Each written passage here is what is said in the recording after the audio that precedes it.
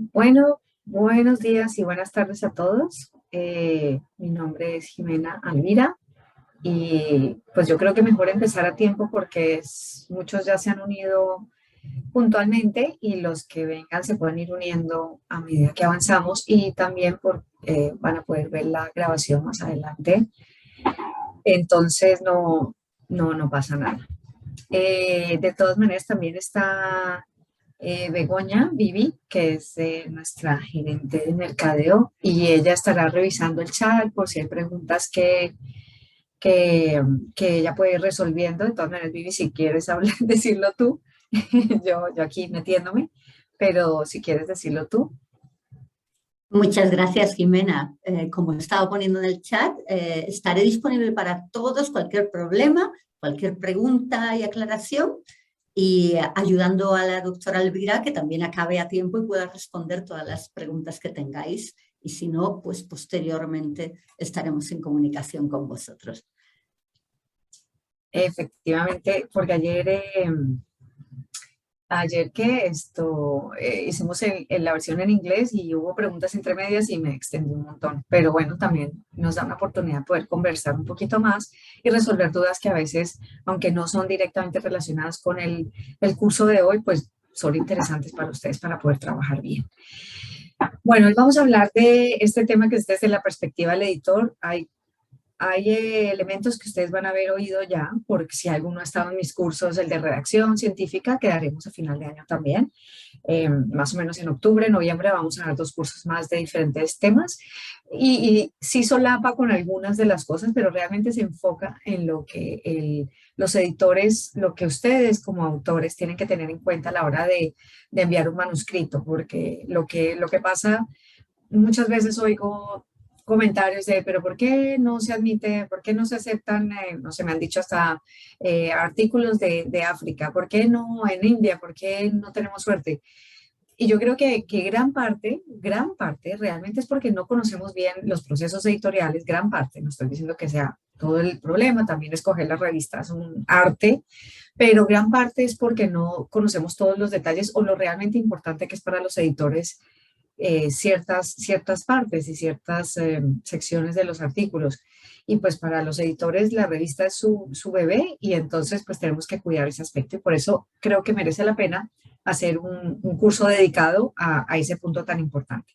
Los otros 2 temas que seguramente recibirán también información más adelante. Uno va a ser sobre cultura e investigación, que ya, bueno, es muy variado y sobre el protocolo, habla un poco del protocolo de investigación, el proceso de investigación, muy a nivel alto, porque claro, no da para entrar en cada cosa, pero bastante interesante, sobre todo los que están interesados en empezar una carrera de investigación clínica y les gusta la investigación.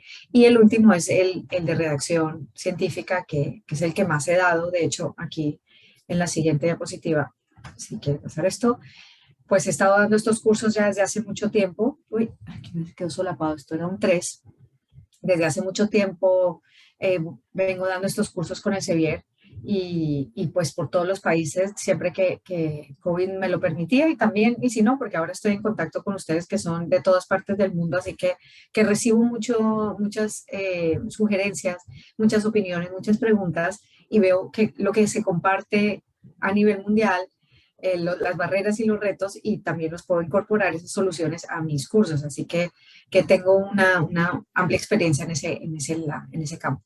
Eh, También algunos me conocen de pronto, pero yo soy médico y tengo un doctorado en neurociencias, me dediqué a la investigación básica unos años, 8 años, y después salté a la redacción médica, cosa que sigo haciendo y me encanta. Y así también aprendo e incorporo cosas de lo que yo misma hago dentro de los cursos. Entonces, empecemos. Lo que vamos a revisar hoy es el editor, los editores, el proceso editorial. ¿Qué buscan los editores cuando reciben nuestros artículos y en qué se fijan los editores para tomar algunas de sus decisiones? Llamo editores, y aquí en la siguiente verán, editores sin discriminación alguna de género, simplemente es para tener un término en común, porque si no era editora en jefe, pero es para hablar del papel de esta persona que está responsable de esa revista. Entonces, por favor, tómenlo así. También hablo del abstract en vez de resumen, seguramente se dice resumen o les gusta, pero yo voy a decir abstract porque como casi siempre se escribe en inglés, no, casi siempre no, pero hay muchas más revistas en inglés que en español o que en castellano, pues entonces le digo abstract, pero también es simplemente para unificar criterios, básicamente. Bueno, entonces, ¿qué hace el editor en jefe, no? Es realmente el que lleva la batuta en una revista, es responsable último de las decisiones que se toman, de todo lo que se publica, todo lo que se incluye dentro de su revista y también de los procesos editoriales que van desde la selección del comité editorial hasta los revisores, etcétera. En un equipo, que es el comité editorial o, bueno, grupo editorial, también se llama de diferentes formas, dependiendo del tamaño de la entidad que está haciendo esa publicación. Puede ser una sociedad médica, o puede ser una sociedad científica, o puede ser una editorial grande, pero tiene un comité normalmente que lo apoya en esas decisiones, que pueden ser en algunos casos complejas, porque tiene que evaluar las publicaciones, tomar decisiones de qué entra, qué no entra, gestionar el proceso de revisión por pares, como ya dije. Debe estar enfocado y pensando qué necesita mi comunidad científica que se adecue al tópico que yo manejo. Revista Colombiana de Cardiología, pues qué es lo que hay en boga, cuáles son las últimas tendencias, qué me interesa tener en mi revista para que yo sea visible, para que sea citada, para que tenga un reconocimiento adecuado. Entonces, pues tiene que estar empapado de todo lo que está pasando alrededor. Así que ahí ya tiene una tarea grande y tiene que asegurarse que todo lo que vaya en su revista cumpla con los estándares éticos y de mejores prácticas y las normas editoriales que existen en el momento. Tampoco es fácil porque no siempre se puede controlar todo, ¿no? Entonces a veces pues se pasan artículos que son buenísimos pero que después se tienen que retractar. Eso pasa con frecuencia y entonces ellos también son responsables de estar vigilando qué opina la comunidad científica. También se asegura, bueno, esto ya lo he dicho, que sea científicamente válido, o sea, es decir, que los procesos estén adecuados, que los análisis, que las conclusiones estén adecuadas, más o menos, aunque ya digo, esto es apoyado de todo ese equipo de editoriales, no lo hacen, solo no tendrían tiempo para hacerlo. Y estos dos son importantes porque tiene que tomar decisiones que pueden ser complejas, que es publicar manuscritos que pueden tener informes contradictorios de los revisores. Y no sé si a ustedes les ha pasado, la sensación que a mí me da a veces es que hay un revisor que le encanta y nos echa muchas flores y hay otro que le parece fatal lo que hemos hecho o que está lleno de errores. Y uno se queda como, entonces, ¿qué es? Pues claramente hay que hacerle caso a los dos, ¿no? Pero para el revisor, para el editor en jefe, pues esta podría ser una decisión que toma, decir, a pesar de esto, yo quiero tener este artículo en mi revista. Y sobre todo también cuando trata temas controvertidos, porque sabe que le van a llover opiniones buenas y malas. Y no sé si ustedes se acuerdan al principio de COVID que salió un artículo sobre, ay, siempre se me olvida buscar lo que era, pero de hecho era de una empresa, los datos venían de pacientes, venían de una empresa que se llama Surgisphere, que ya no existe, era sobre efectos adversos de algo, que no me acuerdo, que la Organización Mundial de la Salud después empezó un trial, pues un ensayo clínico para evaluar la eficacia y encontraron, y de hecho lo pararon ese estudio o ese ensayo clínico por los resultados de este artículo. Este artículo se publicó en Lancet y en New England Journal. Y bueno, hubo filtraciones, todo el mundo quería publicar rápido, nadie sabía qué estaba pasando, es decir, era un contexto muy especial. Pero el artículo tuvo que ser retractado en varias revistas y a los editores les llovieron críticas por millones. Gracias a eso igual se han cambiado ciertos procesos editoriales, sobre todo cuando estamos hablando de bases de datos grandes, de pacientes donde no se ha tenido el control de calidad de todos esos pacientes, pues entonces puede dar más cabida a que haya fallos en el rigor. En fin, que el editor en jefe le toca un puesto complicado. Así que estos son unas de las funciones. Pueden encontrar, bueno, investiga casos de fraude o mala conducta científica. O sea que sí, le toca complicado. Y aquí, ay, yo no sé si están viendo la parte de abajo de mi pantalla, Vivi. Creo que sí. Si me puedes, porque si no dejo de compartir. Vale. vaya por Dios. A ver, un segundo, voy a dejar de compartir y vuelvo a compartir. Perdón. Se veía el menú nada más. Se veía el menú, ya, pero a ver, es que como a veces abro, a ver, ya, pero no debería, entonces qué raro.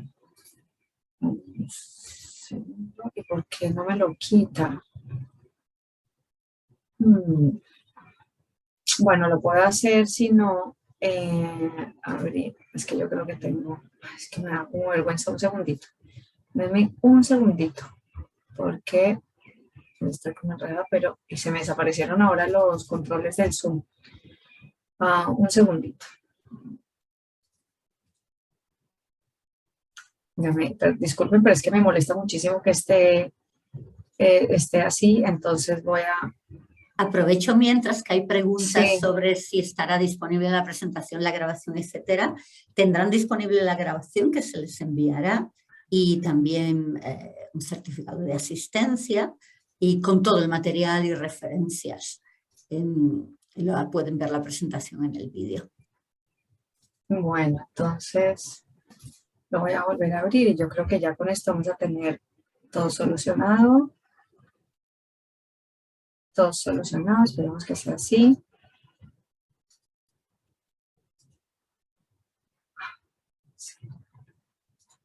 Bueno, pues ya sé qué voy a hacer. Voy a compartir la otra pantalla que...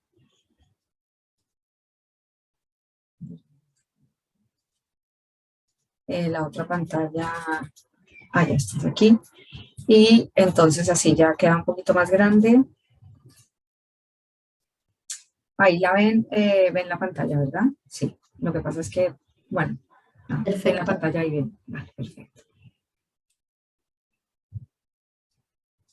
Eso es. Bueno, entonces, vamos, perdón.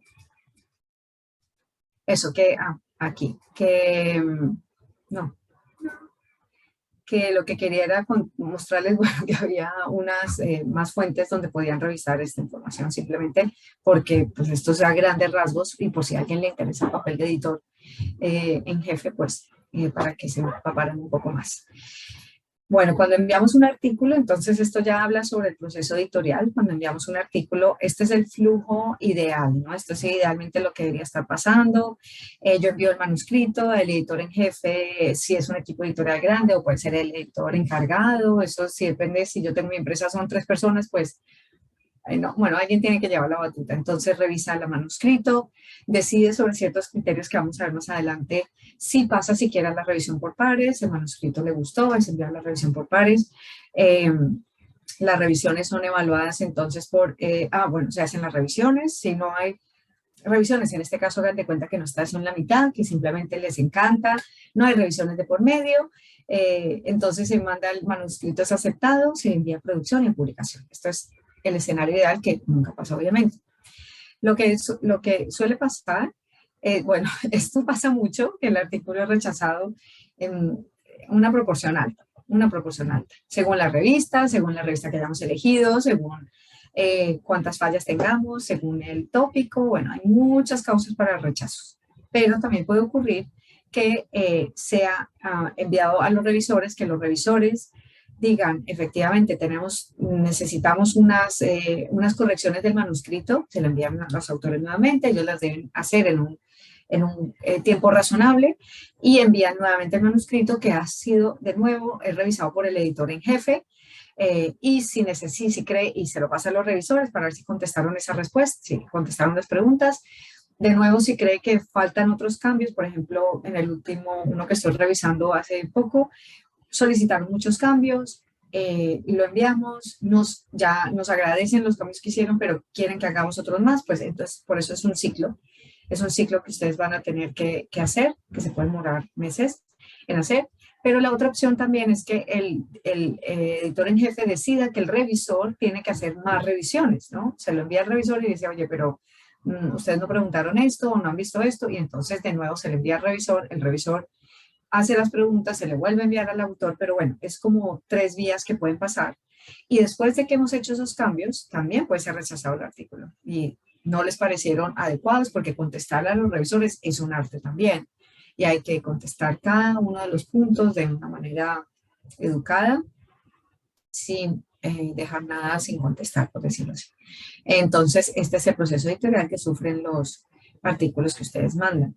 El tiempo que ocurre esto depende de la revista mucho, depende del número de cambios que les solicitaron, depende de la complejidad de esos cambios que solicitaron, o si son simplemente modificaciones del texto, o si necesitan más experimentos en el caso de investigación básica. Entonces, es relativo, pero muchas revistas al principio, en la portada de cada artículo, tienen una reseña que se llama Article History, y allí encuentran unos tiempos de publicación que pueden tener en cuenta a la hora de elegir la revista.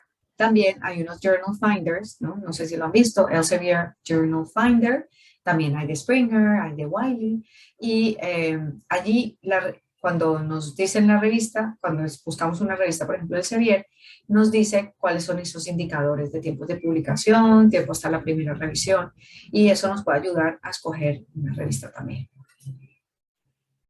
Entonces, cuando decía que hay muchas posibilidades de ser rechazados, sí hay muchas, el promedio es un 62%, pero hay revistas que pueden darse el lujo de rechazar hasta el 90% de sus artículos. Bueno, esto es así. Entonces, la idea es que no que evitemos absolutamente todos los rechazos, eso es difícil, pero sí que evitemos este ciclo de journal shopping, que se llama en inglés journal shopping, en español suena horrible, entonces lo dejé en inglés. Y es por escoger una revista sin los criterios adecuados, sino simplemente cuál es la mejor y la que tiene factor de impacto, a esa.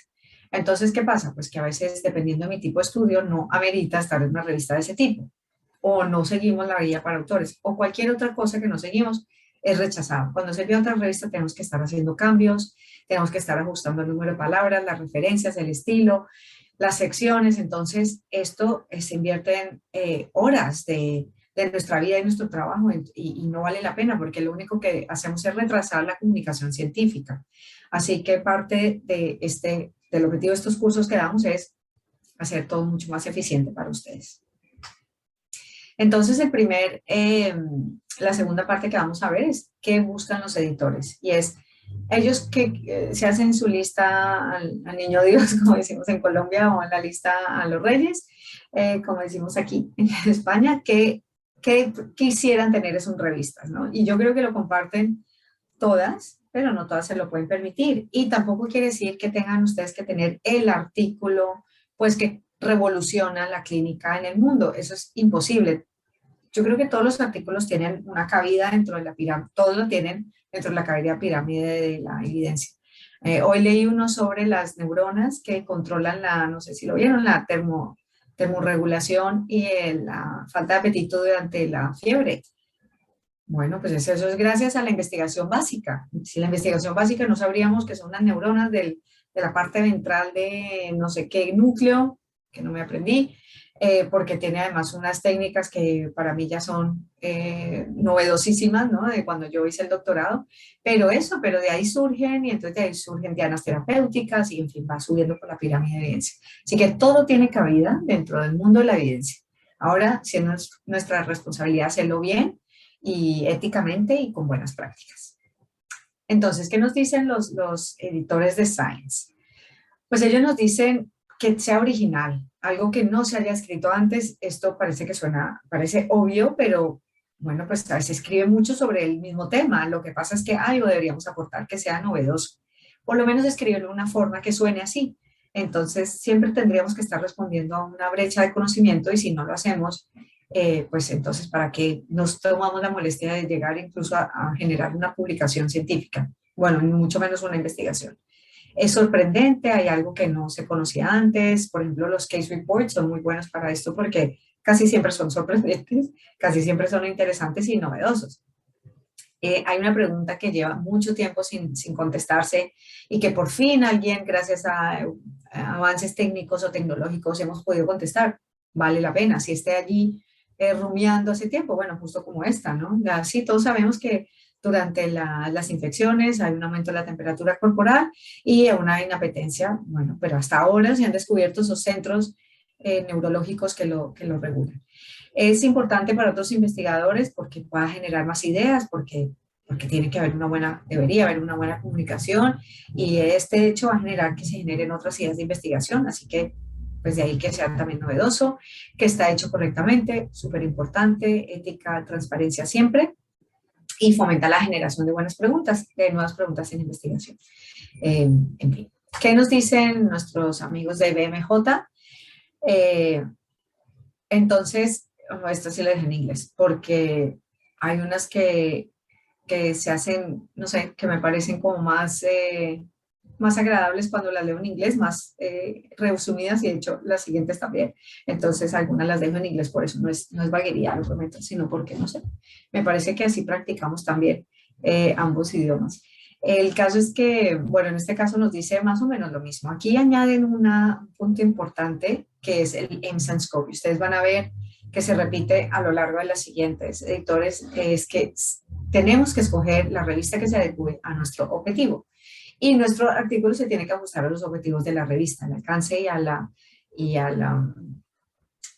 los objetivos.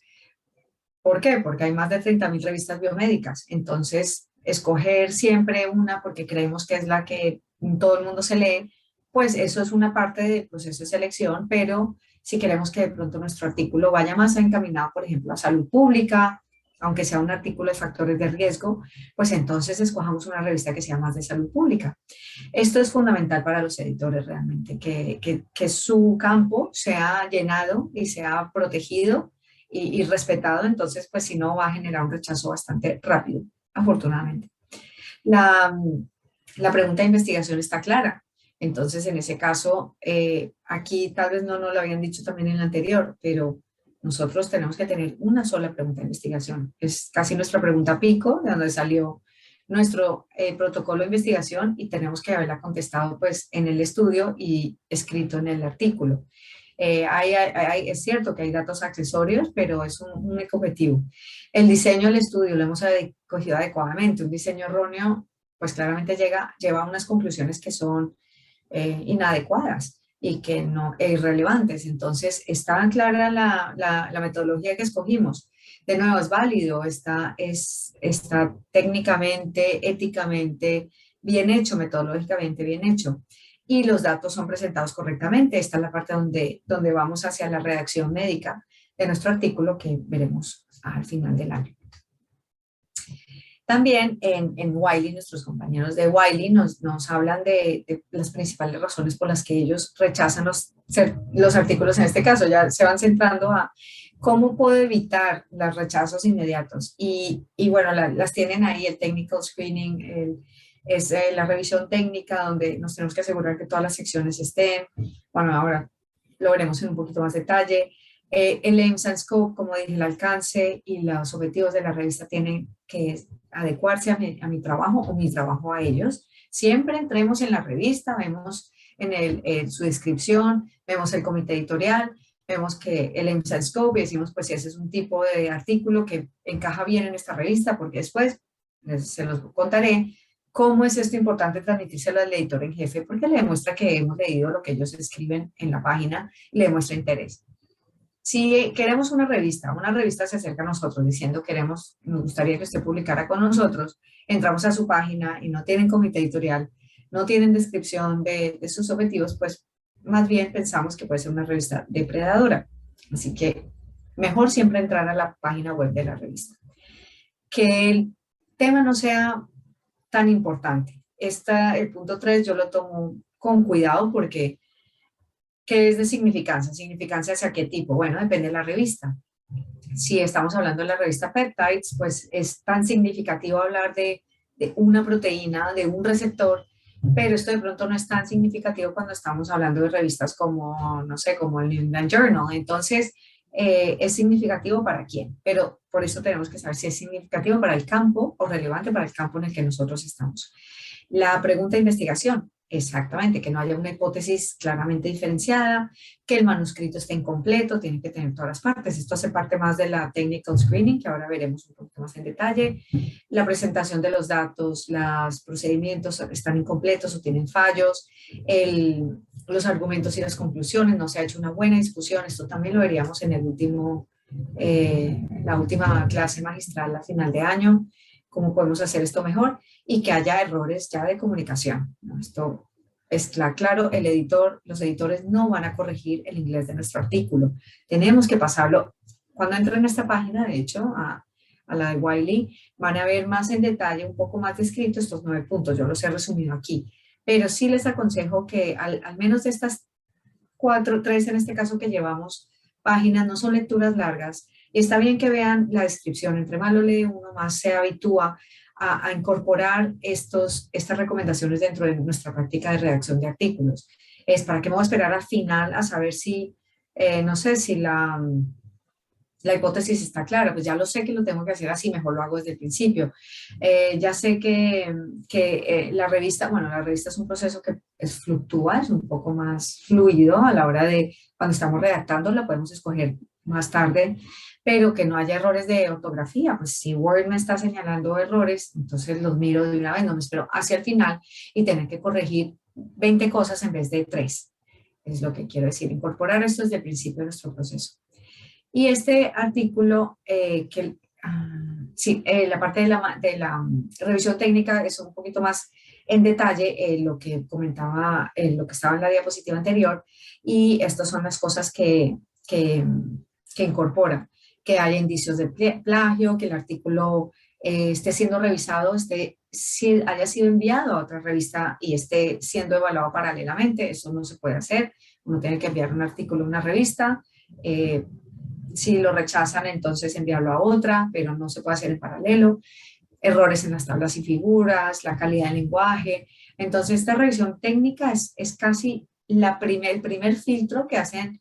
El primer filtro ocurre a otro nivel, que ahora lo veremos, pero esto es fundamental para que siquiera ya pase a la revisión por pares. O sea, si esto no se cumple, no va a pasar a la revisión por pares, así sea un artículo que pinta mal, súper bien, no va a pasar.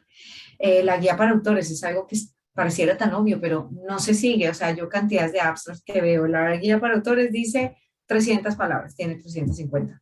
Si dice 300, son 300. Si dice 250, son 250.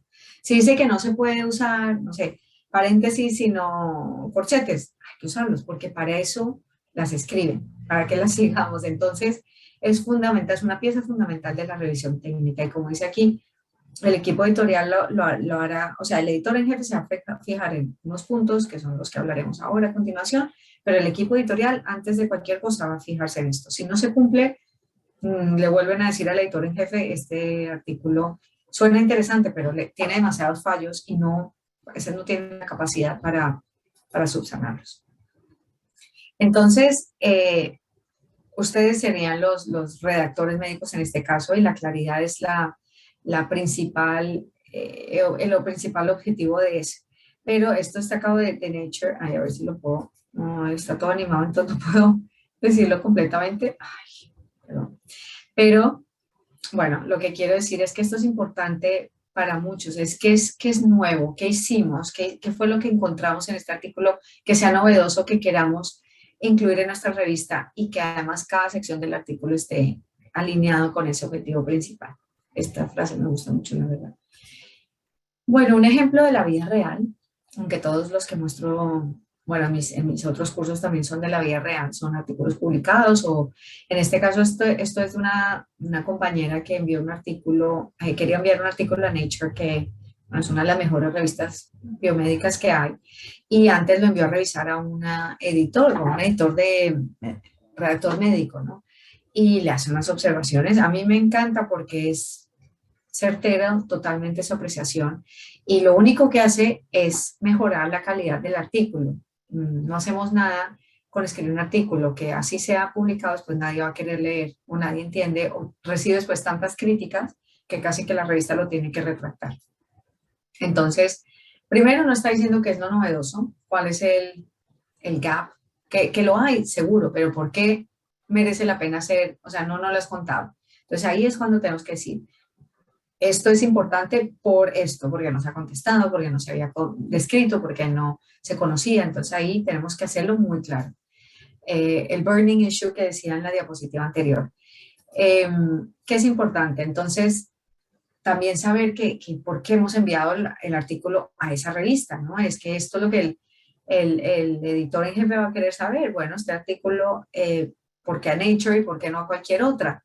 Bueno, porque sabemos esa revista, no solamente porque tenga un factor de impacto altísimo, es porque sabemos lo que se escribe allí, sabemos la audiencia que tiene, sabemos el tipo de artículos que se escriben, entonces entendemos que el nuestro cabe bien dentro de sus aims and scope.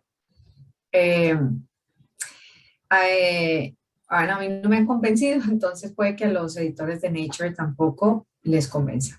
Y esto me gusta mucho porque ese es algo que yo repito en los cursos, es que nosotros no podemos darle a nuestros resultados palabras que los califiquen. Los resultados hablan por sí solos y luego la discusión y nuestra comparación con resultados de otros es lo que da esa significancia. Solo por decir que esto es muy importante, esto llama muchísimo la atención, es muy interesante, ¿eh? Inesperadamente, lo que estamos tratando, y lo dice al final, es que estamos tratando de persuadir a los lectores de que se interesen en nuestro trabajo y nuestros resultados y no dejando que los resultados hablen por sí solos. Esto puede ser una cuestión de redacción, pero sepan que a todo esto es una cuestión de redacción claramente, pero a todo esto les llama la atención a los editores en el momento de recibirlo, tal vez más al nivel del editor, del comité editorial o de que ya tiene más tiempo para meterse o es más su labor, o de los revisores. Así que vamos a tenerlo en cuenta de todos modos. Y por último, de los ejemplos que les he mostrado de Science, de Wiley, de BMJ y de Elsevier, en este caso es de un editor de una revista que también es una lectura corta y les da mucha información sobre cuáles son las principales razones por las cuales esta persona rechaza artículos y se comparten entre todos. Han visto ya lo de la revisión técnica, que sea a nivel inglés, que las figuras estén donde tienen que estar, que sean de buena calidad, no tener que enviarlas nuevamente al autor porque son 300 dpi y las pusieron a 100, si eso lo dice la norma para la guía para autores, hay que seguirlo, que siga la guía para autores, los objetivos de la revista, nuevo en Senscope, y que no sea un artículo que esté completo, sino que, por ejemplo, pues que queramos partirlo, una pequeña extensión de otro artículo, porque pensamos que así vamos a publicar más. Esto se desaconseja y se dan cuenta los revisores seguramente. Y que sea aburrido quiere decir que no sea muy novedoso, ¿no? Que en realidad no esté aportando algo nuevo. Entonces, como ven, hay un gran solapamiento entre las razones por las cuales los editores no quieren aceptar artículos o por lo cual los editores reciben artículos. Me encantaría si alguien de ustedes quiere compartir su experiencia en el chat y decir, pues si esto me ha sido útil, si no me ha sido útil, si hay cosas que yo hubiera podido evitar antes de mi último rechazo. Si yo lo veo comúnmente, veo gente maravillosa y magnífica y brillantísima, clínicos, investigadores que hacen cosas buenísimas, pero a la hora de la redacción, entonces le dan menos importancia de pronto o es las capacidades que uno tiene. Nadie es bueno para todo y claramente para ser redactor médico hay que tener unas capacidades, mucha atención al detalle. Entonces se envía como, bueno, pero la investigación es muy buena, el tema me apasiona, pero viene un rechazo y yo creo que hay cosas que ciertamente podemos evitar. Entonces, si alguien quiere decir o añadir algunas de ellas, una vez me rechazaron por esto, pues yo feliz de poderla meter en mis presentaciones y después ya lo miraré en el chat. Bueno, yo lo puedo mirar ahora. Siempre dice, bueno, si quieres, Vivi. Sí, tenemos bueno. 3 preguntas que son Okay. justo de esta sección. Sí. Bueno, una que viene muy al pelo es la de siempre dicen las razones por las cuales es rechazado. Y también que dónde se coloca, si se coloca, dónde se escribe las razones por las que uno ha elegido esa revista para mandar su artículo. Bueno, pues muy interesante. No siempre se dicen las razones por las cuales se rechazan los artículos, desafortunadamente. A mí me encantaría que así fuera, pero ahora verás en la última parte de nuestro curso en qué se fijan los editores, se llama así, bueno, porque son tan parecidas, pero es en los puntos que dicen el editor en jefe hace como un scan rápido y realmente no tiene tiempo a veces de entrar en los detalles, por ejemplo, las figuras, ni siquiera entran, entonces así fueran de mala calidad, por ejemplo, no te lo dirían porque no han tenido tiempo. Cuando se hace un desk rejection, que es, no pasa a los revisores, es simplemente no podemos en este momento aceptar más artículos de este tipo, no aceptamos este tipo de artículos si lo enviamos a una revista que no los aceptaba, pero normalmente son bastante eh, polite y te dicen, en este momento no encontramos un fit para nuestra revista. Pero yo creo que sobre todo va a que nuestro artículo no lo ven de suficiente importancia para esa revista por el tipo de revista que es, por el tipo de artículos que tiene. Entonces, eh, simplemente lo que tenemos que hacer es hacer un buen juicio, una buena evaluación de los factores que influyen a la hora de elegir la revista y con base en eso, entonces elegir una revista que se adecue más. ¿Cuáles son esos factores? Bueno, pues eso es todo un curso aparte, pero puedes apoyarte, se pueden apoyar en los Journal Finders. Si ustedes ponen Journal Finder en Google, les van a salir 2 o 3 y eso les ayuda a hacer matches con el abstract que ustedes pongan el título, les ayuda a hacer emparejamientos con revistas que hayan. También pueden, según artículos que ustedes hayan incluido en su revista, en su propio artículo, cuando crean la discusión, si son parecidos al de ustedes, pues pueden elegir esas revistas que se parecen. Bueno, y así. Pero no siempre son claros a la hora de decir los rechazos. Una revista depredadora son unas revistas que, espérate, había una segunda, Carolina me pregunta la Hay varias ya rechazo, sí. añadidas, Oh, pero, pero contesta lo de la revista de sí, depredadora y también son dónde se coloca, por qué uno elige eso. esa revista. Bueno, ¿dónde elige la revista? Se los voy a mostrar al final porque va en la carta de presentación básicamente. Ahora les hice un adelanto, pero después entramos un poquito más en el detalle. Una revista depredadora son revistas que tienen títulos muy semejantes a revistas que sí existen, pero que no existen. Es un negocio, en realidad, un negocio de estafa. Entonces, ¿cómo funciona? Te llega un correo, yo tengo montones de ejemplos ya de una amiga, le llegan como 3 al día, y son bastante exagerados, como magníficos, excelentísima, señora en inglés, todos, pero normalmente tienen una carta, pues eso, como muy pomposa, de presentación, nos llamamos tal y tal revista. Somos una revista dirigida y meten mucha carreta ahí y después te piden, si quieres enviar tu artículo, te piden una pequeña cantidad de dinero que no deberían pedir. Obviamente, si tú quieres publicar un artículo, tú no tienes que pagar por publicar a menos que lo quieras en Open Access. Entonces, te piden una pequeña cantidad de dinero y tu artículo nunca se publicó. Y ya, es una revista que no existe. Entonces, pues se pierde tiempo. A veces, no sé, cada vez está más difícil coger a estas revistas, entonces sobre todo se pierde tiempo. Pero lo bueno es que hay un mecanismo, sobre todo mirar si existe esa revista en internet, en una página web, con un comité editorial que tú veas las caras, que tengas los nombres, que tengas una dirección de correo de contacto, pues eso te ayuda a saber mejor. Bueno, ya. Por aquí, bueno, no sé si un error, pues hay unas experiencias que uno sabe cuando el manuscrito tienes pocas probabilidades de publicación. A veces nos hacemos falsas esperanzas. Sí, estoy de acuerdo, pero yo no espero que no lo digas en tono negativo. A veces yo creo que somos, más que falsas esperanzas, a veces somos un poco ingenuos, ¿no? Y pensamos que o nuestro artículo y nuestra investigación es mejor de lo que realmente es, porque le hemos invertido mucho tiempo, que es más interesante de lo que es. Todo el mundo cree que su hijo es el más bonito y el más querido, el más inteligente. Entonces yo creo que tenemos que ajustar las expectativas. No es derrotarnos, ¿no? Entonces es saber que hay un sitio para nuestro estudio, siempre y cuando esté bien hecho y siga las normas, o sea, todas las guías que hay para los tipos de artículos de estudios que hacemos, que estén siguiendo esas normas éticas. Hay un sitio en las revistas y ya después no importa si publicamos en una revista en un factor de impacto 1 porque podemos hacer promoción de nuestro artículo y podemos llegar a tener un aumento del índice H, que eso es muy valioso.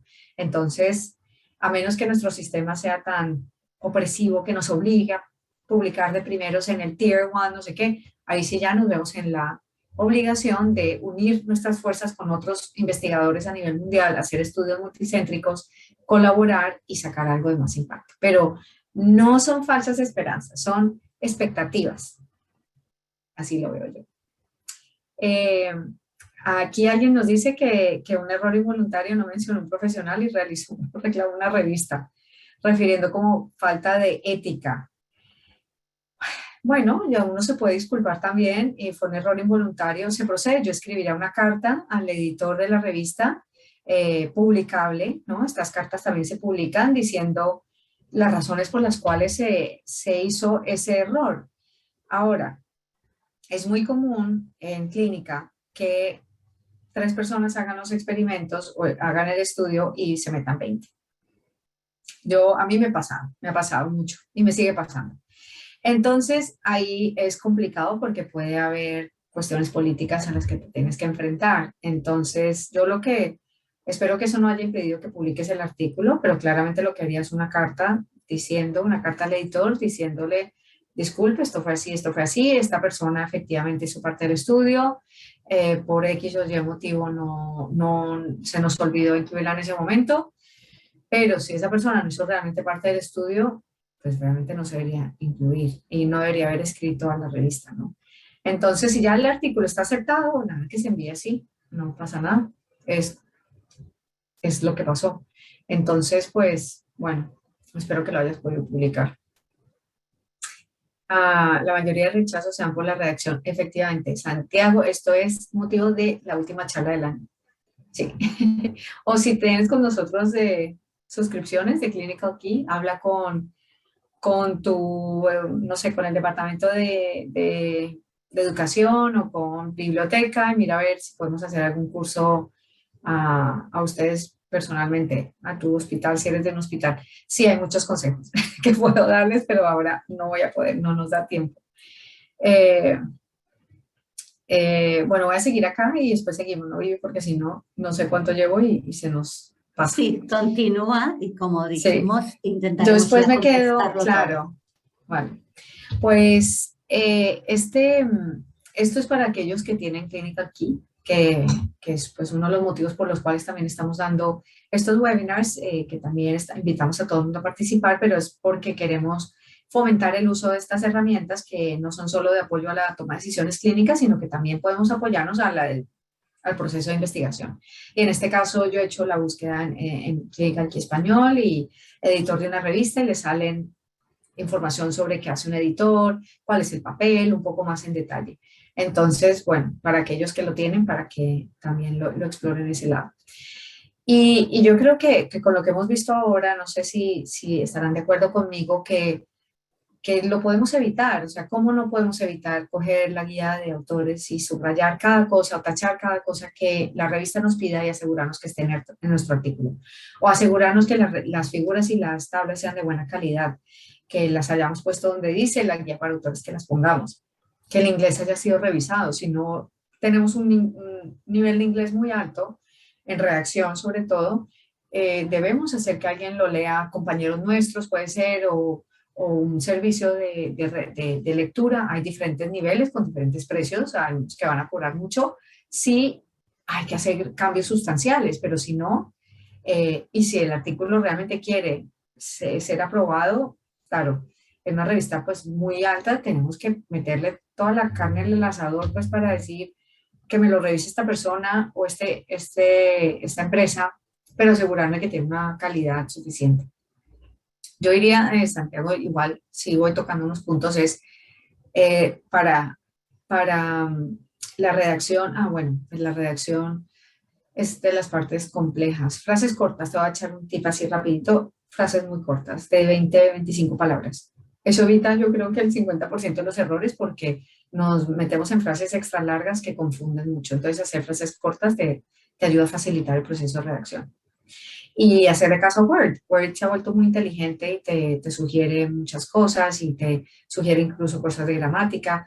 Hay servicios editoriales, bueno, estos y otros como Grammarly, que, bueno, algo hacen, pero realmente también otro consejo bueno es coger artículos que a ti te gusten y que estén bien escritos y fijarte por qué los entiendes y por qué te parecen que están bien escritos y por qué entendiste lo que querían decir los autores. Y cuando tenemos esos escogidos, pues nos vamos entrenando en la forma de escribir.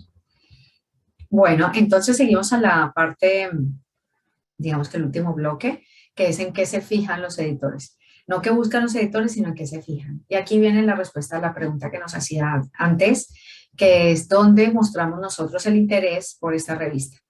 Y es en la carta de presentación. Entonces, el primer screening, la primera decisión que toma el editor en jefe está basada en estos 3 puntos, casi siempre. Ahora, esto no hay nada, no es blanco y negro, pero yo diría que casi siempre, a menos que uno reciba 2 artículos o ninguno, o uno al año, pues obvio es más laxo a la hora de sus reglas, pero si recibes 10 al día, o 5 al día, o 5 a la semana, incluso no al día, pero bueno, a la semana ustedes han visto la cantidad de artículos que se publican al día o que se suben a las bases de datos, es casi un artículo por minuto o dos, entonces estamos en una gran competencia. Así que estos 3 puntos por lo menos tienen que estar perfectos e impecables. Hay aquí una pregunta chévere. De los puntos de rechazo, ¿cuál es el que tiene la mayor frecuencia? Pues yo no he hecho un estudio de eso, Ismael, pero yo diría que el inglés. El inglés es el de que más genera rechazos para mí. Si un editor en jefe no es capaz de entender lo que estamos diciendo, es que ni siquiera entra a ver si las figuras estaban muy bien, si los resultados fueron buenos. Lo primero es que se tiene que entender eso. Pero ya viste que la parte técnica, la guía para autores también, a ver, esa no genera un rechazo en realidad, porque es como, bueno, ven y sigue la guía para autores, o aquí te faltaron definir las abreviaturas, o aquí las figuras, por favor, que sean de mejor calidad, pero realmente el inglés es fundamental, desafortunadamente. Google Translator se ha vuelto muy bueno a la hora de traducir textos. ¿Qué necesita Google Translator? Que es español, si lo usamos de español a inglés, esté perfecto. Y ahí también cometemos muchos errores porque son muy adornados y entonces hacemos frases que realmente no están bien construidas y entonces cuando se traducen al inglés quedan igual de mal construidas. Así que úsenlo. Yo lo uso, lo que pasa es que después reviso todo, pero yo lo uso bastante. Bueno, lo primero el título. Entonces, ¿por qué es importantísimo el título? Primero, porque es lo que el editor en jefe tiene 3 y va a haber uno que le llama la atención y dice, qué título tan chévere, entiendo, más o menos sé de qué se va a tratar este artículo. Y segundo, puede ser la diferencia entre que sean leídos o no, porque ser publicado es una parte del proceso. El resto depende de ustedes y de ustedes cómo hayan hecho el trabajo y la publicidad que hagan y en fin, que esto, el título, todo nos ha pasado, vamos escaneando en una revisión sistemática, necesitamos escoger unos artículos. Bueno, pues el título debería ser bastante claro como para poderlos escoger, sino por lo menos el abstract, que es el segundo punto. Pero esto es muy importante, que sí es la diferencia entre que nos escojan, puede hacer una diferencia, o entre que sean leídos o no. No bueno, rechazados sí, porque al no ser elegido te rechazan, pero esto influye. Y en cuanto a la longitud de los títulos, bueno, yo diría que esto es cierto, los papers con títulos más cortos reciben más citations porque también llegan a un público menos especializado, pero no quiere decir que sean útiles siempre y no siempre se pueden lograr. Mucho menos cuando realmente alguien quiere hacer después un metaanálisis o una revisión sistemática, no puedes hacer, sí puedes, pero un título corto que no nos dice nada, pues después necesariamente hay que entrar a leer el abstract. A veces solo con el título ya podemos elegir ese artículo, ¿no? Pero es la parte de un artículo que más se lee y la primera en leerse. También, esto lo traje así animado porque esta imagen la había sacado hace unos meses, o un año o algo así, y miren el número de accesos y de accesos, espérense, un poco por acá, y un montón de preguntas, de accesos y de citations y las métricas alternativas. Y después, al cabo de un poco tiempo, la cantidad de accesos, a mí me impresiona mucho, es que es 4 veces más el número de accesos, 5 de accesos o más. 8 citaciones, ahí sí no está tan citado, pero es normal, es un título más de opinión que otra cosa. Pero en métricas alternativas, aquí abajo, qué loco, eso no lo había contemplado. Pero las métricas alternativas nos miden pues que socialmente en la sociedad este artículo ha sido mencionado mucho. No es una descarga o una citación en un artículo, sino un like o un post o un tweet o algo así. Y aquí nos indica este artículo cómo los artículos que tienen títulos cortos o que sean descriptivos tienen más posibilidades de alcanzar los primeros puestos en las métricas alternativas. Eh, Así que, consejos para hacer un buen título. Y aquí vienen los consejos. Pues primero, evitemos las abreviaturas y la jerga. Un título como este que están viendo aquí es que no le hace un favor a nadie, mucho menos a los autores, a menos que solo quieran que se lean entre ellos, porque tiene abreviaturas, tiene ah, paréntesis. O sea, ya es complejo como para hacerlo más complejo. Entonces, evitemos la jerga y las abreviaturas. Y tampoco que sea tan corto, o sea, sí, esto puede ser interesante y después esperamos que haya un buen abstract que nos dé algo de información interesante, pero yo diría que usen palabras más apropiadas dependiendo del tipo de estudio. Si estamos haciendo una revisión general que no es sistemática, pues estaría bien, pero si estamos haciendo un estudio, por ejemplo, donde estamos determinando los receptores que modulan la recaptación o la captación de glucosa, pues este título no nos indica hacia eso. Y sí podemos incluir ciertas cosas como la población de estudio, sobre todo estamos hablando de clínica, claramente aquí, la enfermedad, la condición y el diseño del estudio, porque estos filtros o estas palabras clave van a ser fundamentales para la hora de que nuestro estudio sea incluido eso en una revisión sistemática o en un metaanálisis o incluso en estudios siguientes. Todo parte de una buena revisión sistemática siempre para saber la brecha de conocimiento. Entonces, si lo tenemos en el título, ideal. Si no lo tenemos en el título, tiene que estar al menos en el abstract. Pero el hecho que sea un estudio observacional o description of clinical characteristics hubiera sido ideal.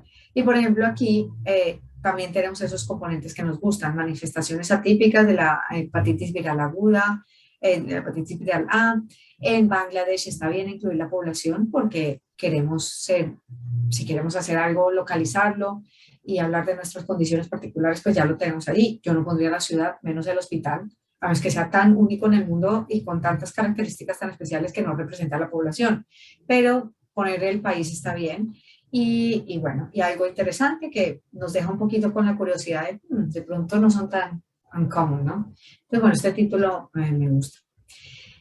Hay más lecturas, sí, ya ven que son muy cortas, que los animo a que las lean, unas en editash.com, otras en Enago, son lecturas bastante al punto y les dan siempre, sobre todo en esta de Editash, siempre dice, empieza por aquí, piensa en esto, es bastante guiado, así que esto lo pueden hacer.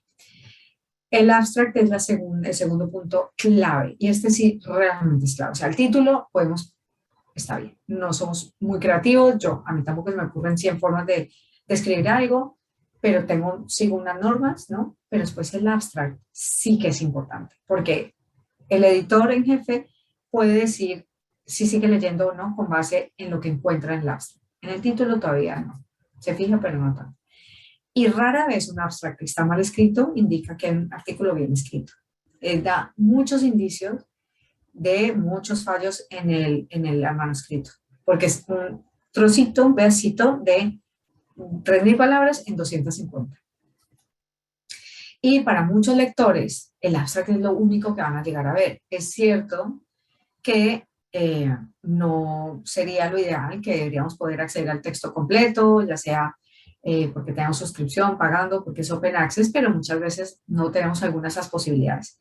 Sí es cierto que de nuevo, si estamos haciendo otro tipo de artículo y vamos a tener que comprar ese artículo, pues ojalá tenga un buen abstract que refleje realmente el artículo.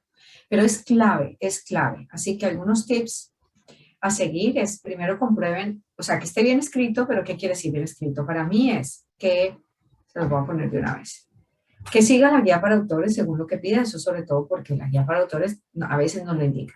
Segundo, que no tenga errores de ortográficos, tipográficos, de sintaxis. Por Dios, he visto hasta mal escrita la palabra abstract, que ya, ¿no?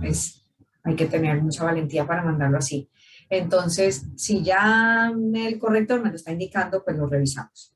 Los números tienen que coincidir. Si yo he cambiado cosas en el manuscrito, las tengo que tener iguales en el abstract. A veces unifico decimales en el manuscrito y si ya he escrito el abstract se me olvidó. Entonces marquen, yo por eso les aconsejo que hagan el abstract al final del artículo.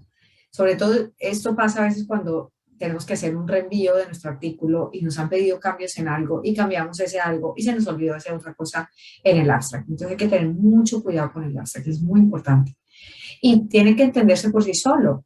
A ustedes también se han encontrado con montones de situaciones desesperantes donde uno dice, pero por Dios, si no entiendo nada de lo que dice o este título no tiene nada que ver con el abstract o qué poco dice este abstract.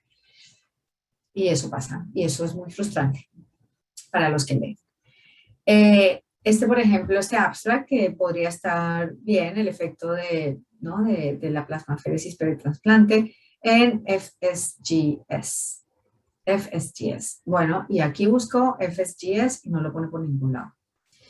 Entonces, claro, aquí están los keywords y puede que sea Focal Segmental Glomerulosclerosis, entiendo que es eso, pero es que esa no es mi función, andar buscando dentro de donde vaya a estar los keywords o la primera vez que se escribió la abreviatura buscando esto. Esto tiene que estar descrito en el abstract. Entonces, es una palabra larga que amerita una abreviatura, pero lo tenemos que escribir la primera vez que la nombramos. Entonces, esto ya es un pequeño error.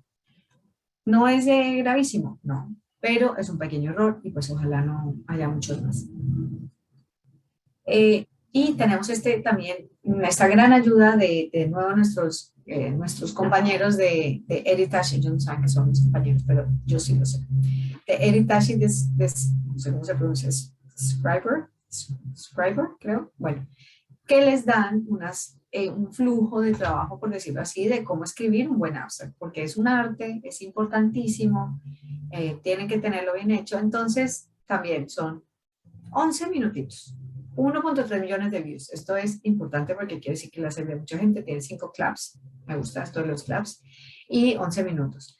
Entonces, ¿qué tiene este primero? Aunque lean los dos. Pues les sigue con más detalle lo que yo indico aquí, pero les sigue a través de un proceso como, hágase las siguientes preguntas. ¿De qué trata mi artículo? Pues eso podría ir, o sea, no. Primero así, ¿de qué se trata mi artículo? Lo escribo. ¿Qué técnicas o diseño de estudio utilicé? Pues es un diseño prospectivo, aleatorizado, controlado o retrospectivo, ¿no? de cohortes. Escribo. ¿Quién o qué estudiamos? ¿Células o ratones o humanos? Después, ¿cuáles fueron los resultados? Esto todo lo escribo por aquí abajo. Después, estas respuestas me deben dar una serie de keywords. Esa, por ejemplo, seguramente es tratamiento, es la pregunta pico un poco, tratamiento del cáncer estadio 1 en algo así, ¿no? Esto sería la pregunta. Bueno, entonces crea una frase, después entonces quitamos las palabras. Bueno, el caso es que les sigue con un buen detalle los pasos que deberían seguir para tener un abstract al final del día. Y yo lo usaría. Yo creo que esto no lo he usado todavía, se los digo, pero me parece tan útil y tan lógico. ¿Y por qué no lo he usado? Porque el último artículo que publiqué con mi compañero de tesis, bueno, compañero más bien del doctorado, aunque no es mi trabajo, pues él lo escribió y yo lo revisé, lo corregí y ya estaba bastante bien escrito, entonces pues no hubo necesidad de empezar desde cero. Pero claramente si yo empezara un artículo desde cero, seguiría este proceso. Todo lo que sea incrementar la eficiencia, yo estoy a favor. Y me parece bastante útil. Y aparte de eso, indica cosas que pueden ser no tan obvias. A veces es información que no presentamos en el artículo, que no incluye abreviaturas. Y si las incluyo, tienen que tener una razón lógica para estar ahí. O referencias no hay referencias en el abstract. Bueno, entonces, aquí también les ayuda eso. Y este artículo que encontré, o este documento que encontré, me gustó bastante porque nos indica cómo o qué debe contener cada abstract dependiendo del tipo de estudio. Me parece súper útil. Entonces, por ejemplo, este es un ejemplo para estudios de caso. ¿Qué tiene de especial este caso, no? ¿Por qué es importante, no? Entonces, we describe here the presence of telectasias in patient, no sé, ¿qué es interesante? ¿Cuáles fueron los hallazgos físicos, ¿no? Del paciente o clínicos. Este paciente tenía las siguientes características clínicas, se le hicieron los siguientes laboratorios, o lo más importante, obviamente. ¿Cuáles fueron los diagnósticos? En fin, yo creo que combinando las dos cosas, el flujo como tal, con estos ejemplos que ella da para diferentes tipos de artículos, vamos a tener un abstract súper bonito, súper bonito. Y mira, lo dicen acá, why the abstract is so important. Es muy importante, muy importante. Y, ay, aquí no cambié a clinical, ¿qué punto es? Ay, pero además no me salió la de español. Bueno, tenía la, la figura en español. Pero no importa, también les digo que en clinicalkey.com, para aquellos que tienen, pues también pueden buscar how to write the abstract y les parecen más cositas en Clinical Key. Y también lo pueden hacer en español. Entonces, no pasa nada. Bueno, y como tercer punto tenemos la carta de presentación. Y aquí es donde tenemos la mejor oportunidad y tal vez la única de comunicarnos con el editor en jefe. Entonces hay que hacerla bien. No es, hola, ¿qué tal? Pues envío mi artículo porque es espectacular y gracias, ya nos avisan, ¿no? Es realmente la oportunidad que tenemos para comunicarnos y demostrarles nuestro conocimiento sobre su revista y sobre nuestro artículo y por qué encajan también. Y lo dejé también en inglés porque es una cita, o sea, esto está referenciado, citado textualmente de esta página que se llama Retraction Watch. Entonces, también, esto es mi opinión. Uno puede decidir no hacer una carta de presentación, pero bueno, es perderse una buena oportunidad que de pronto sí les añade cierta facilidad de pasar a la segunda ronda, que sería la revisión por pares. Entonces, se pueden comunicar con él, es el momento de vender el artículo, venderlo, y también de contar pues lo más importante de lo que ustedes consiguieron en un párrafo, porque no es muy grande. Y por eso me gusta dejar también esta palabra, porque me tengo yo que preocupar por el artículo de ustedes si ustedes no me lo dicen. Bueno, el artículo es el experimento, pero bueno, porque si ustedes no me lo dicen, porque lo tengo que hacer yo, ¿no? Entonces, hay ciertas recomendaciones que es que tiene que ser una carta concisa, es personal, está dirigida hacia alguien en particular, es educada, honesta, bueno, todas estas recomendaciones que tiene que incluir ciertos elementos que son claves, el por qué, el que hemos hecho, por qué creemos que nuestro manuscrito se ajusta al alcance de esta revista, qué tiene de novedoso nuestro trabajo. Y obviamente no se trata de copiar el abstract, aunque ya lo hayamos hecho. Esto no porque el editor en jefe va a tener las tres cosas, probablemente se va a fijar en esas tres. O sea, se va a fijar en lo primero que va a recibir es el título, la página inicial, cover page creo que yo le llamo, la página, sí, principal, donde están los autores, el título, el running title, no sé, autor de la correspondencia. Eso después va a haber el abstract y al mismo tiempo debería haber su carta de presentación. Entonces, no se trata de duplicar el abstract. Lo bueno es que, bueno, y no es exagerar, bueno, por eso tiene que ser honesta, porque no queremos exagerar lo que hemos hecho. Lo bueno de todo, aunque yo les diga esto, iba, claro, no es redactarlo, es que hay una plantilla y ya también en Editage, nuestros queridos compañeros de allí, no la dan. Entonces, en Editage ustedes se pueden suscribir, no hay que pagar nada para Editage Insights. También tienen cursos y tienen otras cosas que a mí me gustan, pero lo importante es que tienen esta facilidad para descargarse una plantilla. Y como ven, en todos los puntos donde está en itálica y aparte con corchetes, entonces pues es donde ustedes tienen que reemplazar el texto. Lo bueno de las cartas de presentación es que aunque tenga que ser personal, no tiene que ser creativa, no tienen que cada vez como ya lo envié a esta revista, no tengo que decir, bueno, se acuerda de mí, qué tal, cómo están sus hijos, no. Es una carta que tiene que ser, que tiene que contener lo que tiene que contener, pero claramente tiene que tener una intención clara, que es yo quiero publicar en su revista. ¿Y por qué? Porque su revista, como dice aquí, I believe that the findings of the study are relevant to the scope of your journal and will be of interest to its readership. No tienen que escribir esto al detalle, pueden buscar sinónimos, pero tienen una plantilla. Yo les aconsejo que la usen. Y en este otro ejemplo, que está muy mala la foto porque es una imagen, obviamente es SlideShare que copié, pero lo que les da es pues redactado de otra forma. Por ejemplo, en este caso es pues ya de un artículo que ya se envió y entonces tiene un poco de investigación básica, entonces dice lo mismo, pero bueno, es un ejemplo adicional, ¿no? Es dar el background. Bueno, el caso es que de pronto no los quiero confundir más bien y yo me ceñiría a una sola cosa. No sé por qué este ejemplo, tal vez porque me gusta cómo lo han agrupado por secciones claramente definidas y eso me parece muy chévere. Y aquí sí lo puse en español, que es buscar cover letter en Clinical Key y vemos bastante información de cómo, esto es un libro que se llama Publica o Perece, que está en Clinical Key y bueno, cómo pueden apoyarse de literatura adicional en lo que no pudimos cubrir acá. Como esto ya era el final del curso, y bueno, estos son unos main takeaways, ¿no?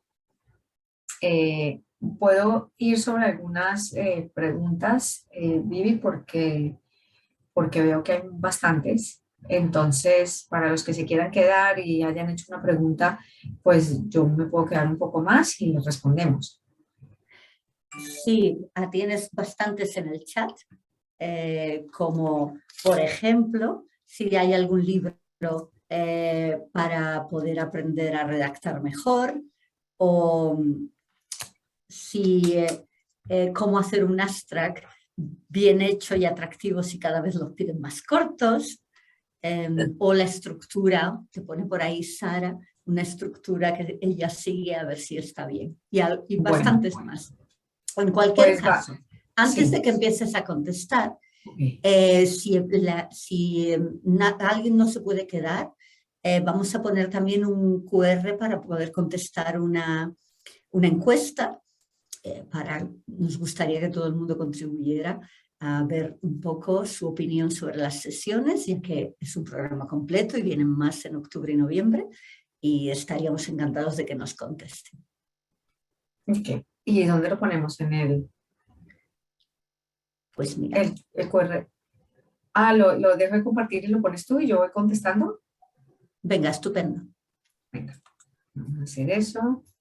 Entonces, dejo compartir. Eso es. ¡Ay! ¡Ah, mira qué bien! Pues bueno, voy a ver, voy a empezar a ver con las preguntas porque no todas son fáciles de contestar, pero efectivamente, vamos a ver por dónde íbamos, la grabación está disponible. Aquí hay una muy interesante, muy filosófica también, que es muy triste ver tiene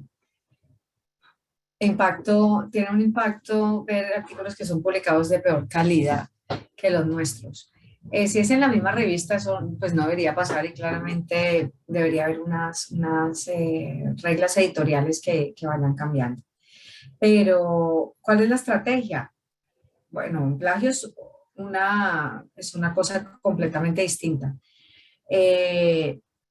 Cada comité editorial es de la revista, no es de las editoriales, ¿no? Como tú sabes, estos son sociedades que hacen su revista normalmente o grupos y deciden publicarla con el Sevier o con Wiley o con Springer. Entonces, realmente el comité editorial, la parte editorial de maquetarlo, de subirlo a las plataformas, todo eso lo pone nosotros, pero ellos tienen sus reglas y sus guías para autores, aunque las propias editoriales le presten apoyo. Entonces son sus propias reglas y eso es bueno y malo. Del lado del Sevier siempre hay una revisión de plagio, es decir, se pasa por una herramienta que te dice el porcentaje de similitud que tiene con artículos publicados o con documentos publicados. Y hay un mínimo, un threshold, que están dispuestos a aceptar o no. Cada revista pone también el suyo. Y sobre todo se toma como plagio involuntario y es decir, yo he copiado una frase de alguien o un párrafo, pues lo más natural es poner la referencia, ¿no? La cita a quién pertenece, pero si eso no se hace, se da por hecho que es que se pasó por alto, se pide que se incluyan esas referencias. También dependiendo del nivel, se puede rechazar directamente y se trata como un plagio. También hay muchas retracciones que son plagios. Es decir, que que esto, aunque pase porque se envió a una revista, después la enviaron a otra porque no tiene tanta visibilidad o de pronto no estaba indexada, después se indexó. No sé cómo pasa, pero si se publican dos, después se retracta alguno. Así que hay mecanismos, pero también depende de la revista y de la editorial que publique esa revista, cómo se aplican. Entonces, de mala calidad, yo creo que lo- la mala calidad no debería ser una estrategia de los editores, tiene que ser una estrategia de los autores. La investigación parte de uno y uno tiene que saber las buenas prácticas a las que se está ajustando, tiene que saber si está siguiendo un protocolo de investigación adecuado, como Spirit, por ejemplo, si siguió el comité de ética, si pasó por una evaluación, es decir, eso lo sabemos los autores. Y nosotros somos los primeros, los autores investigadores, que tendríamos que poner el filtro de lo que es de mala calidad, porque no se trata de publicar por publicar, como tú bien dices, se trata de publicar cosas que sean de calidad, así sean pequeñas, que no sean grandísimos cambios en la práctica clínica o en la ciencia, pero que sean de buena calidad. Entonces, yo diría que es responsabilidad de nosotros mismos. No se los echaría 100% a los editores, empezando por nosotros más bien. Eh, esta ya me he contactado. ¿Cuál es la recomendación en relación a la publicación de un tema que ya una revista ha publicado? Eh, si es una, depende, a ver, el tema puede ser el mismo, pero tiene que traer algo novedoso. Si el hallazgo, el resultado es exactamente el mismo, no vale la pena en esa revista ni en ninguna, porque ¿qué estás añadiendo a la ciencia o al avance de la ciencia y del conocimiento? Entonces, de pronto es reenfocarlo. Yo lo que haría tal vez es no merece de pronto la pena hacer un artículo original como tal, sino podría ser algo más pequeño, en otro formato como un short report, o un case report, una carta eh, al editor. Entonces, hacerlo en otro formato, dejando solo lo que sea novedoso y diferente de ese tema o ese artículo. Pero siempre tiene que traer algo novedoso porque un artículo parte de una investigación que tuvo la intención de tener de llenar una brecha de conocimiento. Entonces, si esa brecha ya no existe porque nos demoramos mucho en la investigación o porque alguien lo publicó y además, o si se llenó, pero lo nuestro, o si no se ha llenado, a ver, no, o si se llena esa brecha de conocimiento, pero nosotros tenemos algo novedoso, pues hay que publicarlo. Entonces, sí vale la pena. Hay revistas que son solo diabetología, por ejemplo, no sé, y entonces solo recibes cosas de diabetes. El tema no es novedoso, pero lo que incluyen sí puede ser muy novedoso. Bueno, eh, la web para poner el resumen y saber a qué revista se puede enviar. Ah, bueno, se los voy a poner acá. Son varios, pero se los pongo aquí abajo. Hay uno que es Elsevier Journal Finder. Ese es uno. También hay otro que se llama Jane, por el acrónimo. Y creo que de Spring, hay otros, un par más. Lo que me gusta del Journal Finder, claro que encuentra revistas de Elsevier, pero sobre todo que da muchas métricas más aparte del factor de impacto. Pero Jane también es uno abierto que les puede servir. ¿Qué más? Journal Finder, sí, es. La revisión de artículos es fundamental. Normalmente los revisores hacen un trabajo voluntario, efectivamente. A mí me encantaría que la revisión de artículos fuera abierta. Es decir, que el revisor no fuera en ciego, que se hiciera la revisión, sino que fuera un proceso abierto de que ellos sepan quién están publicando y que nosotros sepamos quién nos está revisando.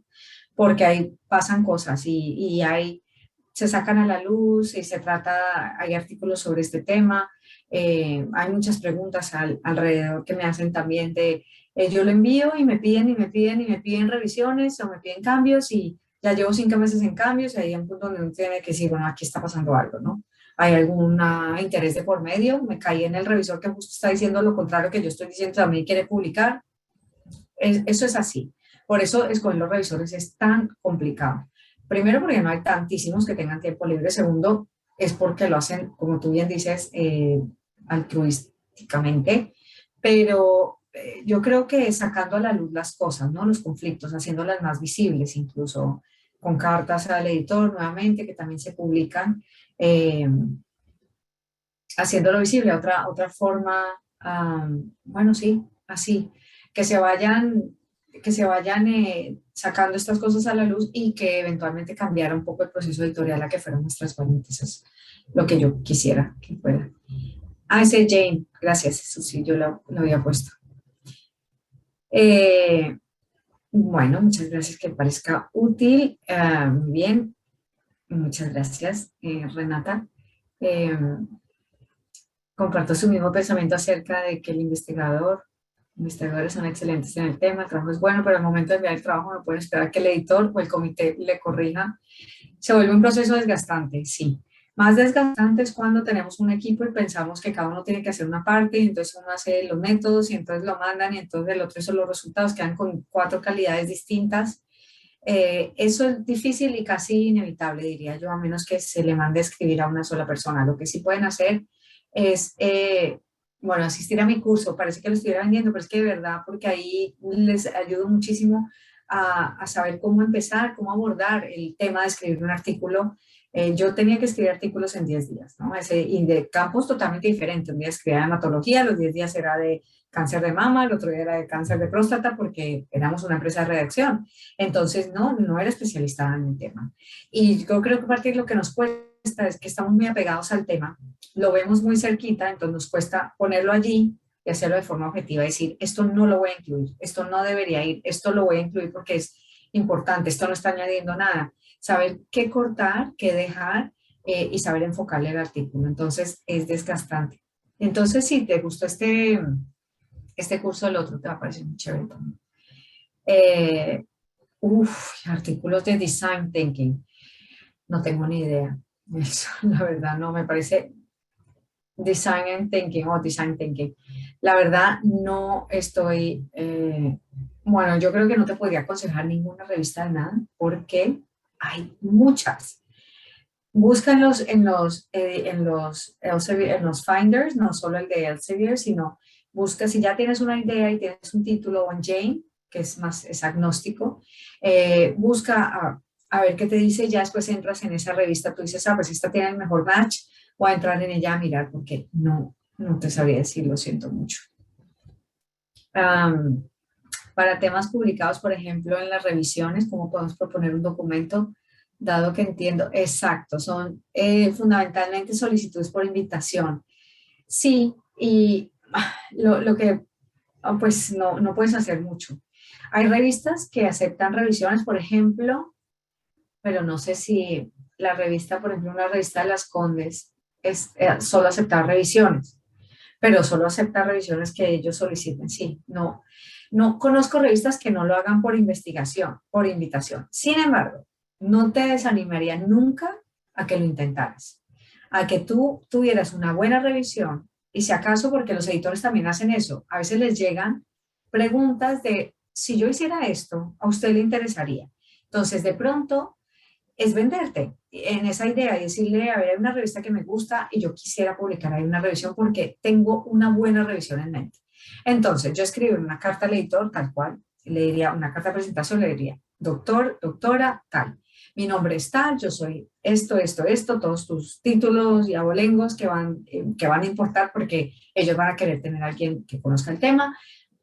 Me gustaría hacer una revisión sobre este tema. Creo que sería importante o que sería importante en su revista, o le daría mucha visibilidad a la revista, porque he visto que en los últimos 3 años ustedes no han publicado.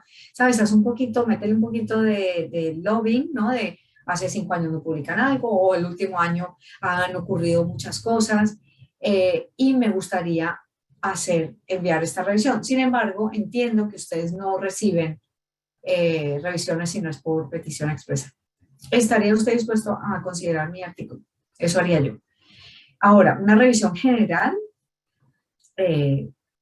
tienes también que ver el valor que tenga en la ciencia, porque ahora parece que no, ahora muchos son revisiones sistemáticas, ¿no? Es decir, ¿qué tanto se va a diferir o diferenciar o alejar de una revisión sistemática, de tener una búsqueda, una estrategia de búsqueda muy amplia o muy compleja o muy bien hecha, muy bien elaborada, donde tú hagas, ¿no? Donde tú demuestres o sería parte de, para mí sería parte de, tiene que tener una buena justificación y parte de la justificación es la metodología, una buena metodología de revisión. Yo lo haría, yo me echaría al agua y escribiría así activamente.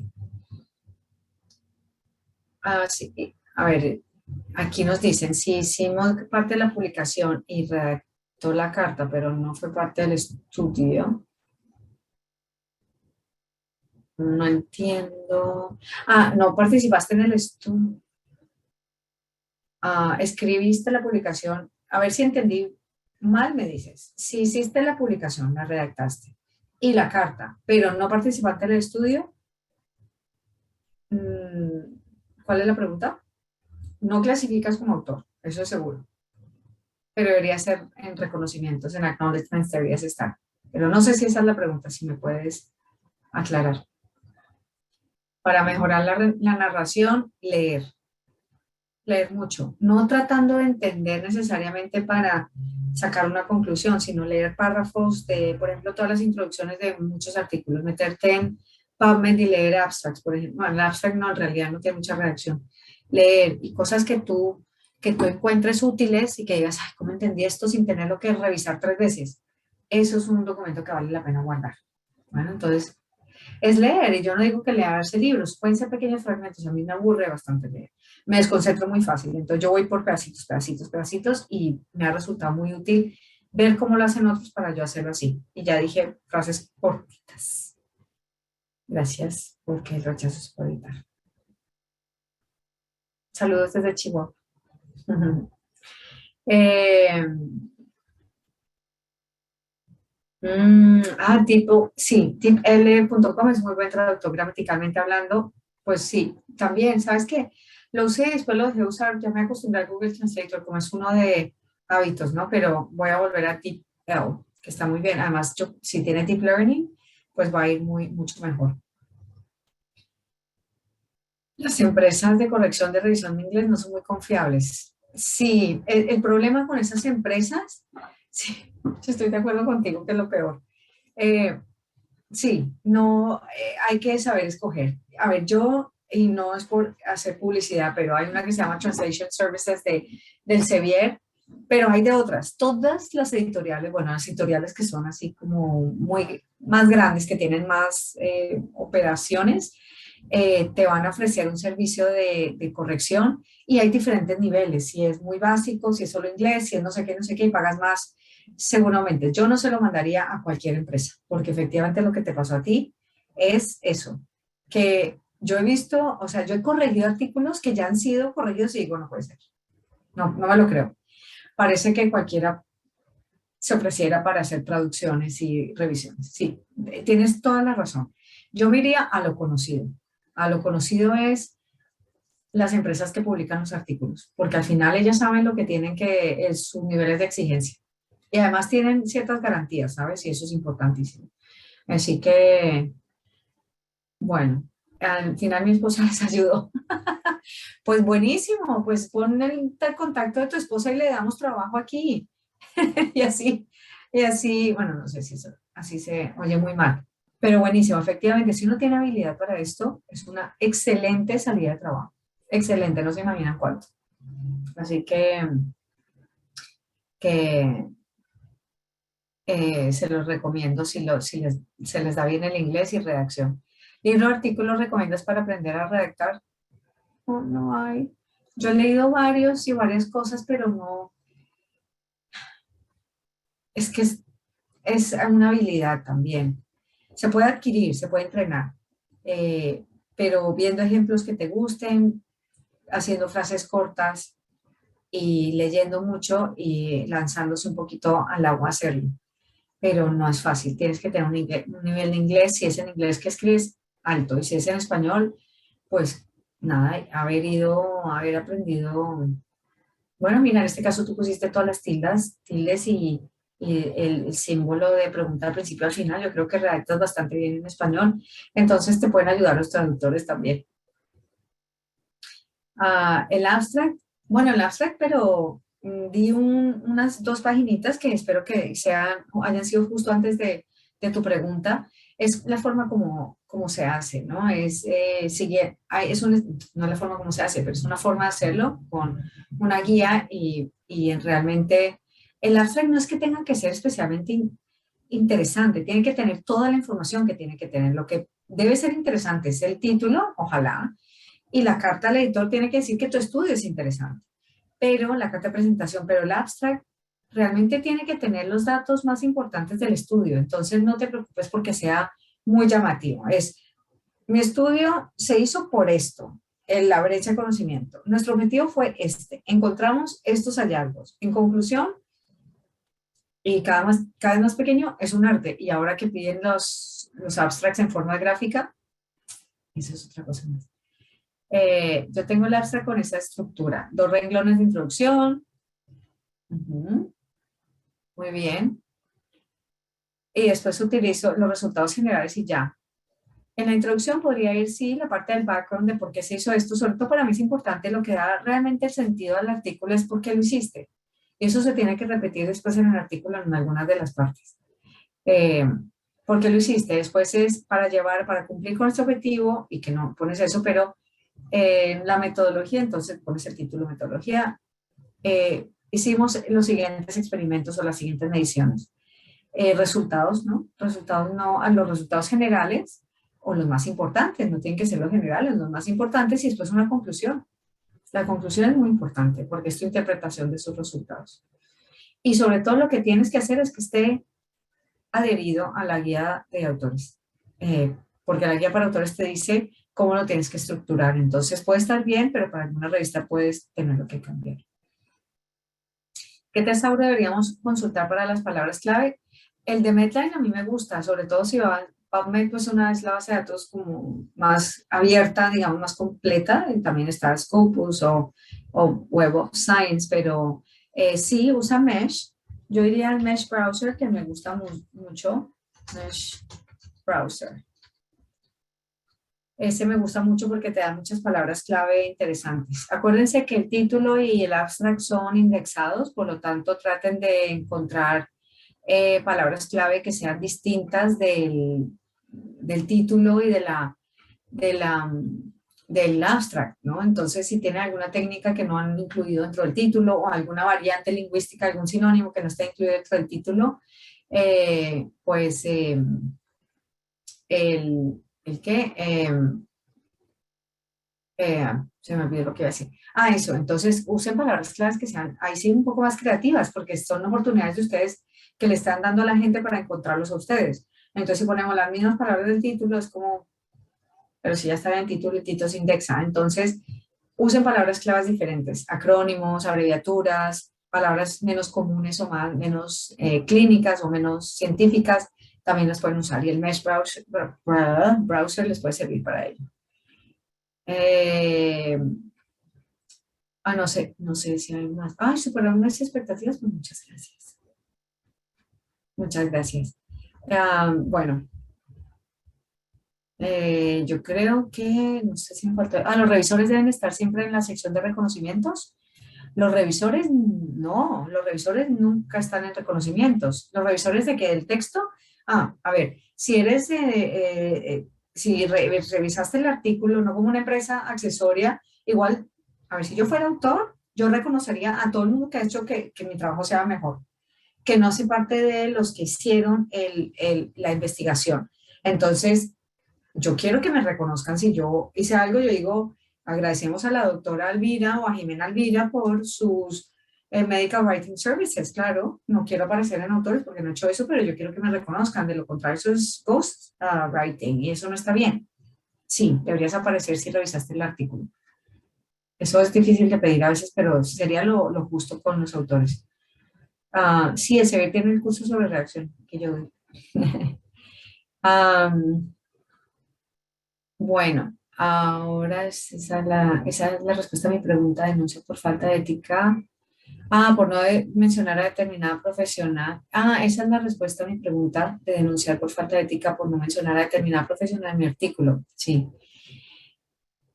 A ver, ¿qué se puede hacer también? Exacto, en la edición siguiente se realizó fe de ratas. Muy bien, muy bien. Free Medical Writer. Y hay también, hay varios cursos gratuitos en Researcher Academy, métanse acá. Esta academia es del Sevier y, espérate a ver, y les dan cursos, uy, tiene un montón de módulos súper chéveres. Ay, ya me tengo que meter a otra reunión. Researcher Academy, ¿se llama así? Sí. Son gratuitos y duran de, no sé, 1 hora a 15 minutos. Es buenísimo. Gracias a los que me están felicitando. Ese es la mejor compensación es ser útil para algo, ¿no? Browser. Ya ustedes hacen todo el trabajo, yo me encargo de criticarlos, eso no tiene precio. Bueno, aquí. Son súper y gratis, es verdad. Hay uno sobre cómo promocionar este es el Mesh Browser que les acabo de poner. Hay uno sobre cómo promocionar tu artículo, cómo usar las redes sociales para promocionar los artículos. Es muy, muy chévere. Researcher Academy. Y te dan un certificado también, así que es muy útil. Bueno, pues se nos acabó el tiempo. Muchas gracias. Habrá más. ¿De verdad nos podrías ayudar a leer y criticar nuestros artículos? No, normalmente no puedo, no tengo tiempo de hacerlo. Me encantaría trabajar de eso otra vez a tiempo completo, pero no me da el tiempo ahora. Yo lo siento muchísimo. Me gustaría poder ayudarlos más, pero van a ver que en los siguientes cursos vamos a ver más cosas y la idea también es que ampliamos esto a otros temas que podamos desarrollar en el año. Así que muchísimas gracias a todos por estar aquí y nos vemos en próximas ediciones. Así que una feliz mañana, una feliz tarde para todos los que están conectados. Vivi, nos despedimos, ¿no? Muchas gracias Bendiciones a todos y también. nos despedimos.